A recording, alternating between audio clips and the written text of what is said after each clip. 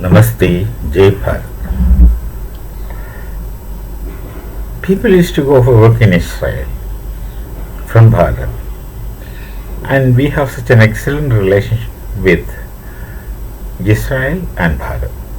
And it had been a long time standing, time tested, trustworthy relations with them. I also had a theory that the Jews have something to do with the Hindus, especially with Gujarat, Dwaraka. I've had a theory. These things are not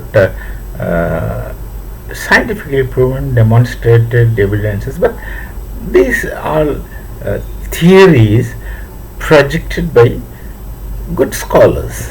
Good scholars. One theory is that when Dwaraka, the kingdom of our Bhagavan Sri Krishna, sunk in water. See, Dwaraka was a great port. Dwaraka had many seafaring vessels, well established vessels those days. One of my friends has written a book on the navigational techniques of the navigators of Kutch, Gujarat. They are called as Kutchi Malams in Gujarati. Great book. My friend had been doing a great work on it. Historian, archaeologist, basically. So the thing is that when Dwaraka sunk, many people, though the Sri Krishna Bhagavan's subjects, left in vessels and they moved all over, and one group had gone and settled, and they become the Jews of today. This is a theory. And there is a striking corollary between Moses and Sri Krishna. There are so many things in common. If you look at the life incidents and styles and movements, the exodus, the Sri Krishna Bhagavan's movement, there are so many things striking. So you can treat them as coincidence, or you can read some relations into it. Nonetheless, they really do behave like the very mighty Hindu warriors, undoubtedly. That is very true. And they are uprightly honest and hardworking. If you compare the Yehudis or Jews with the Marathas, that is Chhatrapati Shivaji Maharaj's people, there are so many things today, right now, in common. So, we have such an excellent relations, and especially with the Hamas terrorists attacking Israel, all on a sudden, simply one-sidedly, without giving any introduction or indication, they shifted off all the Palestinians, untrustworthy people, and they wanted many Indian people to work. So many of us, many people from Bharat have gone to Israel to work, and the working condition is good, area is good, the people are good, etc. But suddenly something happened. Kerala is a state in the southernmost part of Bharat, and Kerala people are already there in Israel. There are many Christians and Hindus. I don't think there is any Muslim, but naturally many Christians, and the Christians are very loyal to Israel, and Hindus, of course, obviously are loyal to anyone, irrespective of whatever they are. Christians are biblically also connected with them, so especially in the medical field, especially nurses, etc., lot from Kerala. So there were people working, and suddenly what happened? Right now, as of now, the information, so the news that coming is that Israel is catching all the Keralites, putting them in jail for about few days until they are able to deport them back to Kerala. Kerala, of course, somewhere in Bharat. Then they'll have to go back to Kerala. And this, of course, is something unexpected, or unexpected that Israel will do it. And where lies the fault, and who is responsible for this? Is an interesting thing. The Kerala people who work there are really not responsible, but the politicians in Kerala are a special lot. They have a peculiar way of looking at things. They have a philosophical background. I'll tell you this. Maybe if it not take much time. So they are being sent back. That's because the only place in entire Bharatvarsha, the only place in entire Bharat where the left liberal Islamists were openly supporting Hamas terrorists is in Kerala. And the opposition party under the leadership of Congress were openly supporting the Hamas terrorists against Israel because they wanted the Muslim votes. So this left liberal nexus was very strong in Kerala, and presently the state of Kerala is ruled by a coalition government which is led by the Communist Party. There are more than one Communist parties, naturally. The Communist Party, which is called Communist Party Marxist, there is also Communist Party of India, and the Revolutionary Socialist Party, who are not a part of Alliance, and they are also into. So there are multiple leftist groups, and they have this deep nexus with the Islamists. And the Islamists, with the funding, most likely from terrorist outfits abroad, have successfully infiltrated into the Communist Party, and they manipulate in the Communist Party. They want money. The Communist Party leaders, they are no more communists in any sense of the term. They are simply wanting money and making money and living comfortably, sending their children abroad for education, and they are, all of them set up petty businesses abroad, especially in Middle East, Dubai, etc., and live comfortably with a lot of money, and they will now come into politics, and the political leaders, communist leaders, are having a comfortable life here with money from abroad, and abroad in the sense they have businesses abroad, and power, authority, and that kind of caucus-based networked relationship. Now they would want to support the Islamic whatever cause, Islamic whatever they would support, and they were openly making processions and supporting the Hamas terrorists. And no media, as I understand, in Kerala explicitly calls the Hamas as terrorists, except the pro-Hindu media, and pro-Hindu media are less in Kerala. So except the RSS cadre and the pro-Hindu media, which are less, no one is explicitly calling Hamas as terrorists, and the act of Hamas is one that of a great mistake, and great mistake, great mistake indeed, entering into someone's house and all of a sudden destroying them, capturing them, keeping them under custody and torturing them, all those things. No one is saying that. But they would want to say Hamas as freedom fighters. What freedom from whom is a question that you can ask. So all these things because of that. And then these political leaders, real nitwit political leaders, give long speeches in support of the Hamas.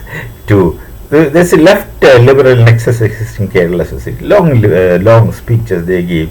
So all these things made the Keralites untrustworthy, and Israel doesn't want to take any risk of keeping these people whom they can't trust anymore because of the news they get, the messages that they get from the state of Kerala is disturbing them.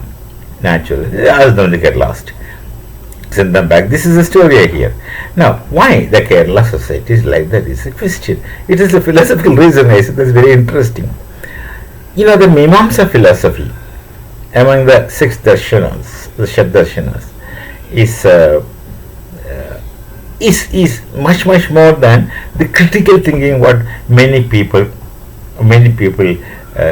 love and respect these days. Mimamsa is a philosophy, and both Uttara Mimamsa and Purva Mimamsa. And these Mimamsa philosophers, the specialty is that they won't accept something until they're convinced. They would only accept things as they can convinced, and they will not care much for any kind of authority. And that's a great sign of intellectual freedom, undoubtedly. Uh, the most of the Mimamsa philosophers, both Purva Mimamsa, happen to be from specially Kerala.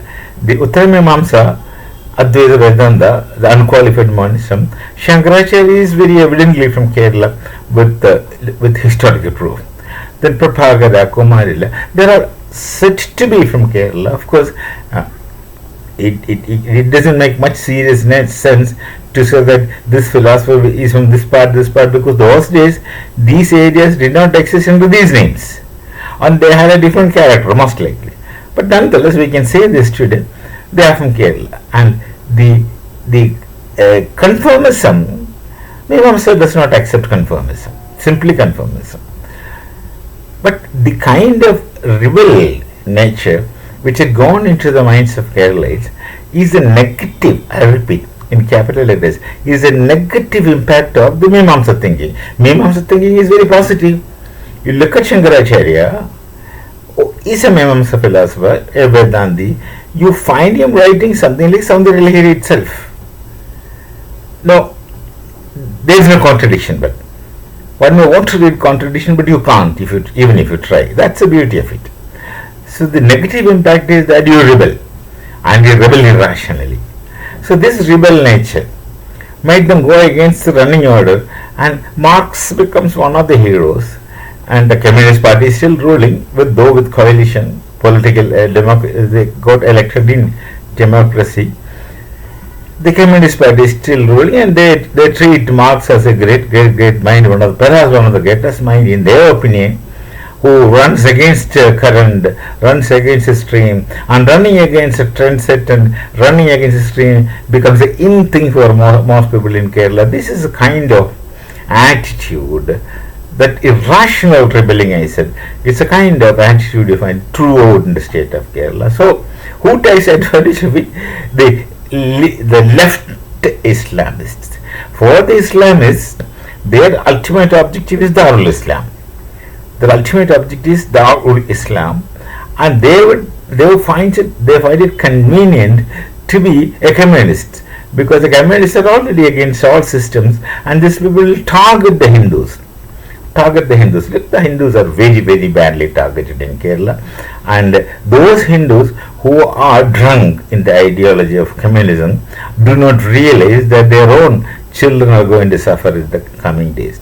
So this is the reason that they become irrational rebels, speaking against anything, finding fault. There's a word in Sanskrit which is called doshe gadrakatva. That is, you continuously find only fault with things. You're unable to appreciate anything positive, but continuously finding fault with things. So this doshe gadrakatva has become a speciality with many of them, with such attitude of rebel. It's not really positive rebelling, it's negative rebelling, that is opposing for simply rejecting things because either they don't understand or it's not convenient to them. All kinds of reasons.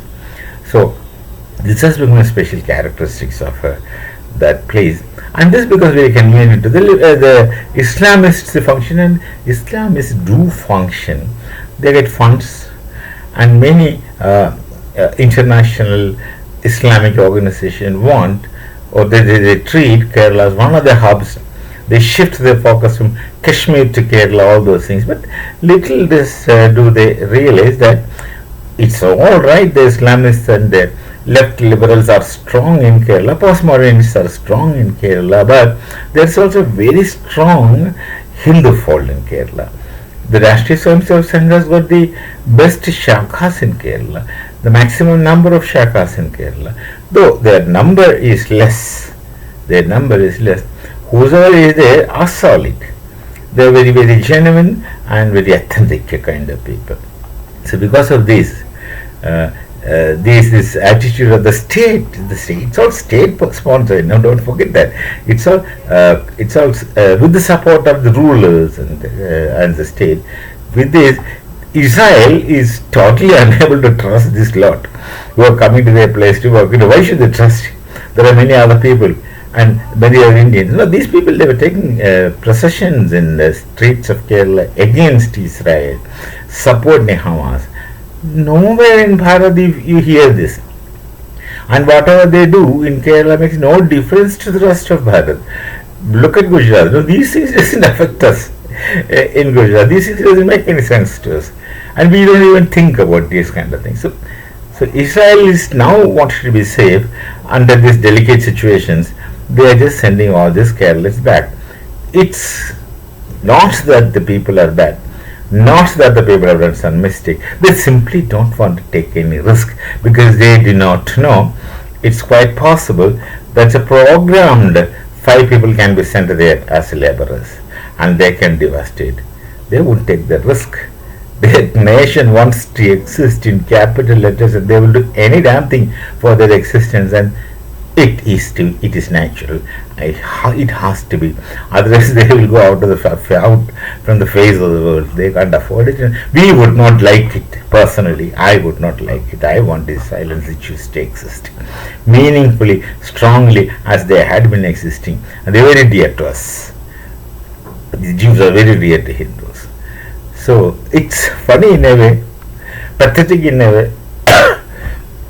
all blames to the politicians, all blames to the social psyche, all blames to the toxic situation in the society which cause anti-national many times, which is rooted in a negative implication or negative impact of the most noble philosophy, the Mimamsa thinking.